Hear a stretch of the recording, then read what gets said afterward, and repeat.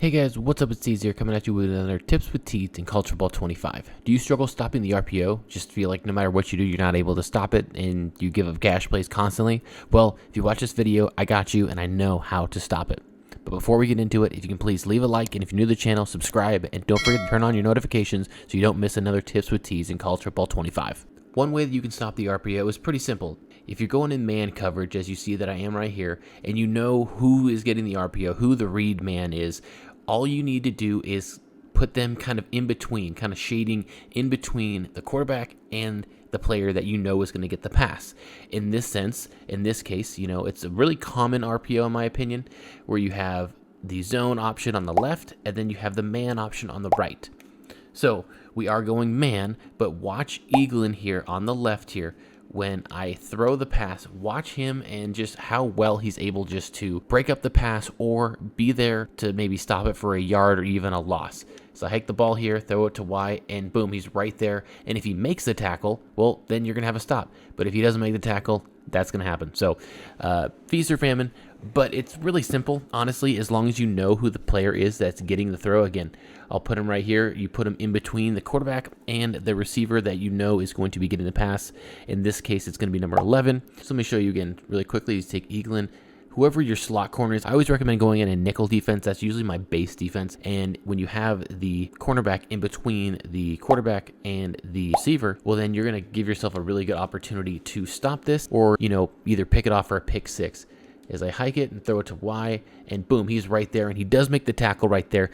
And it's that simple if you are going in man. Another thing that you could do also on top of this is pass commit. So if you pass commit as well, which is done by pressing RB and then up on the right analog stick, that will basically allow you to not mess this play up, because this play is considered a pass play, that you won't get screwed over if they run the ball in this play, because it is still considered a pass play according to College Football 25. So you can commit to that if you know this, because sometimes you'll run into players that they're constantly running the same play, and because of that, it's easy to kind of understand, oh, this formation looks familiar. They usually only run one play out of this formation, and because of that, it's easier to read. So again, as I take Eaglin, put him in between the quarterback and the receiver, and then let's see if he's able to make another play here. Again, I'm playing on Heisman, so this should work on pretty much any other thing. If you want to use the other player, you can as well, but you don't have to. This is just in case. As I hike the ball here, throw it, and he's right there, makes the tackle for a yard, maybe 2 yards. So that's one way to stop the RPO. Another way to stop the RPO is through zone coverage. You don't have to always be in man. Obviously, that does help, but this one is a little bit easier, and for me, I usually play a lot more zone than I do man coverage unless I'm blitzing, so this one would work a lot better for me. So what you can do is here, I'll show you right now that I am in zone coverage. As you see here, I'm currently running in cover 3 sky, and as you see, you have the two cornerbacks that are on the inside. They are both going to be helping out with corner routes. Now, one thing to do here, if you know that you're going to be getting a RPO, it's very, very simple. Press Y, and then you're going to go right on the right stick where it says over the top. You're going to do that, and then now watch. Okay, redo that whole thing. I'm going to hike it and everything. This is stupid.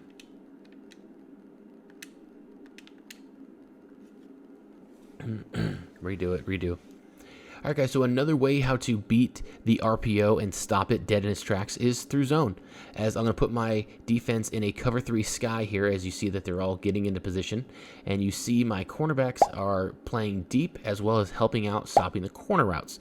So one way to stop this, if you're in whatever formation you are, if you press Y or triangle on PlayStation and then down on the right stick, and that will shade your defense underneath so you don't get beat underneath. Now take a look at the zones here. You have both of those corners with the C and the F over them respectively having hard flat coverage right there. And that is exactly where the RPO is going to be ran. So based off of this, you're pretty much in the clear, because even if they're going to the right receiver, he's going to be covered. You go to left receiver, he's going to be covered. Let's show you in real time. Hike the ball, pass it, and boom, he's right there. There's nowhere I can run at all. I was just hoping that the ball did not get picked off. Let me do that again really quick. Let me set up the defense, put it back in cover 3 sky here, as you see right here. Then you press Y, and then down on the right stick, and now you got hard flats. And now let's see what happens if I go to the opposite receiver, number 8. As you see, this is the play that I'm going with here. Go with Mobley. Let's see what happens if I throw it to Mobley. Throw it to Mobley, and boom, picked off right to him. that was honestly just like a terrible idea, terrible chance. You're covering both receivers at the same time. And this one is probably more effective in my opinion, because when you shade your players by using the man option that I gave you, it made it a little bit more of a risky play. But just keep in mind, these are two very, very effective ways on how to stop the RPO. And again, if you put yourself in pass commit, well, you're not going to have to worry about anything bad happening, because again, College Football 25 considers that a pass play. So you're not going to get burned by your defense thinking it's a pass. And even if they run the ball, you're still going to have it. As look, I'll show you right here. I'm going to show you right now really quickly if I am in a pass commit, what would happen as I hold RB and then up on the right stick to guess the play. And now let's see what happens when I run the ball. Boom. The edge had no one to block him, and he easily got there, and that was it. It's a very simple way to stop it. And again, another way to stop it here, honestly, if you're going man coverage, which I am currently, I believe, yeah, I'm going man coverage here. You don't even have to do too much, but let's just see what happens if I play up. If you play up and you press your cornerback, that also makes it very, very difficult. As I hike the ball here, throw it to Y, and look at that play. Like, there's not much you can do there. So if you come up on your cornerbacks right there and press, that does really help. But you also got to be aware that that if you are pressing, that one, you have safety help, or two, you know for sure that it's going to be an RPO, because if they're just going deep, they can easily burn you in this game. So you got to be very, very careful about that. But if you guys have any questions about this, please let me know down in the comments. Other than that, though, guys, that's going to do it for the video. If you guys did get anything out of this, please leave a like. If you're new to the channel, subscribe, and definitely turn on those notifications so you do not miss another Tips with Tees in College Football 25. Thanks for watching, guys. I'm out. Peace.